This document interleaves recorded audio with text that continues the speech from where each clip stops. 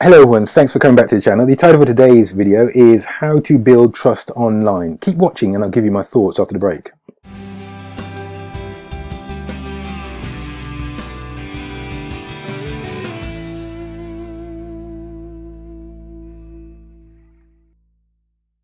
Hi everyone, if you've not subscribed already,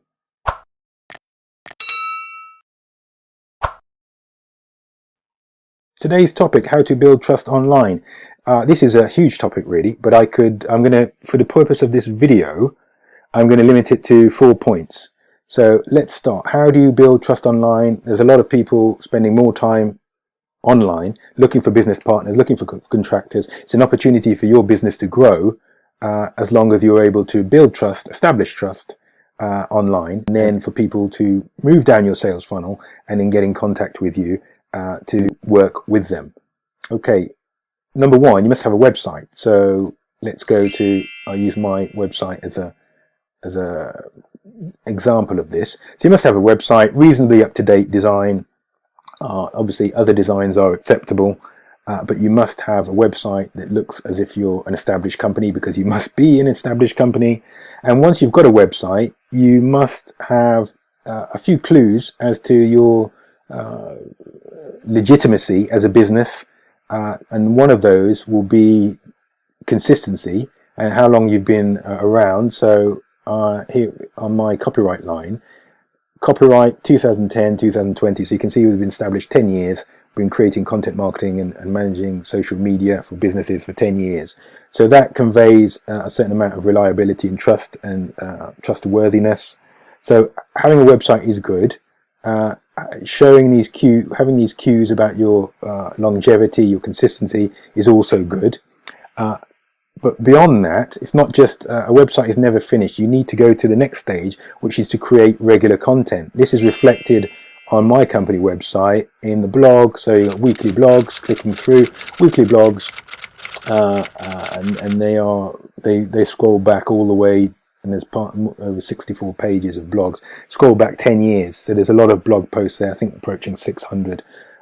You must be creating new content for your website, because when people come onto your website, they can see the dates and they think, oh, okay, this is good, they're reasonably up to date. If somebody hasn't published a blog post for 6 months, you might think, well, are they still operational? Are they still functional? I need to look at some other clues to see that they're still in business. Whereas when you've got a regular blog post, people know, these guys are dynamic, they're working, they're operational.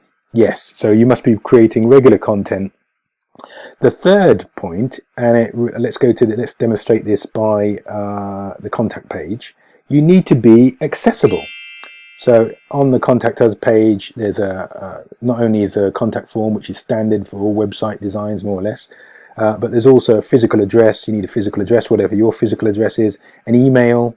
People can proactively contact you. They can't just send a form blind like that on the left. They can actually contact you, and they can give you a call on the phone as well. So be accessible and reasonably transparent. What I mean by transparent is show who works for the company, who's part of the company, whether they're all based in one central hub or whether they're working remotely. In the current situation, most people are working remotely. So you need to be accessible, and being accessible extends also to your social platforms. So if you're on Facebook, Twitter, so my Twitter profile is there, so people can find me in my latest tweets, and that will be up to date within a day or so. Obviously, let's go back, not just Twitter, but also on Instagram and YouTube.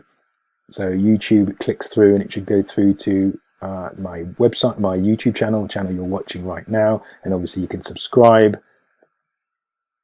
And let's look at LinkedIn, because for B2B businesses, that's our number one social media platform. So you can click through there to my social media, my LinkedIn profile, and follow me there. You'll also see the company page, which is Marketing Fundamentals Limited, and you can follow the company page as well. So you need to be accessible. The fourth point, it's no point being very clear about your vision, your ideals on your website and your social links if you don't follow up and be responsive. You must be responsive. So if people are contacting you via your contact page, or if they're on the contact page, if they're contacting you via the contact page, or if they are contacting you via your social media platforms and social media channels. Let's go to the blog page just to re-illustrate that.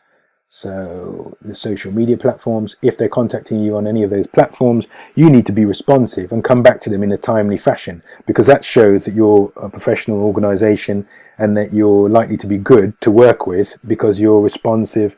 I always take the approach that treat every query, comment, question as if it's a client question. So you treat everybody the same, but treat everybody professionally, whether they're clients or not. And in that way, you'll be consistent, obviously, with your approaches, but also consistent in your image.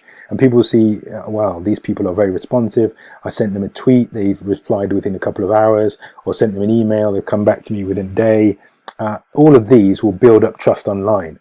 People are doing more and more business online. Digital transformation has been accelerated by the situation that we're in. It's not going away, the global pandemic, so there'll be more business done online.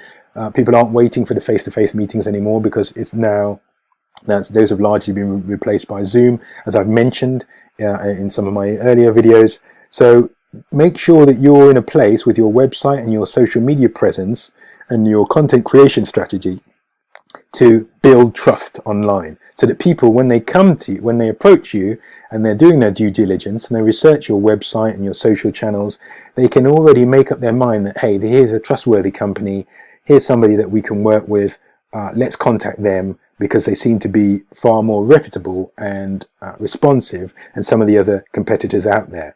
That's how you build trust online. I could continue discussion, but for the purposes of this video, I'm going to wrap it up there. If you've enjoyed this video, please give me a like. Click on one of the 2 screenshots to watch another video, and I think you should watch the video. I've got over 400 videos with value added information for B2B business people. So either click on one of the playlists or go to the description and click on one of the videos there to keep watching. Thanks for watching all the way through. If you've not subscribed already, I look forward to speaking to you next time. Thanks. Bye-bye.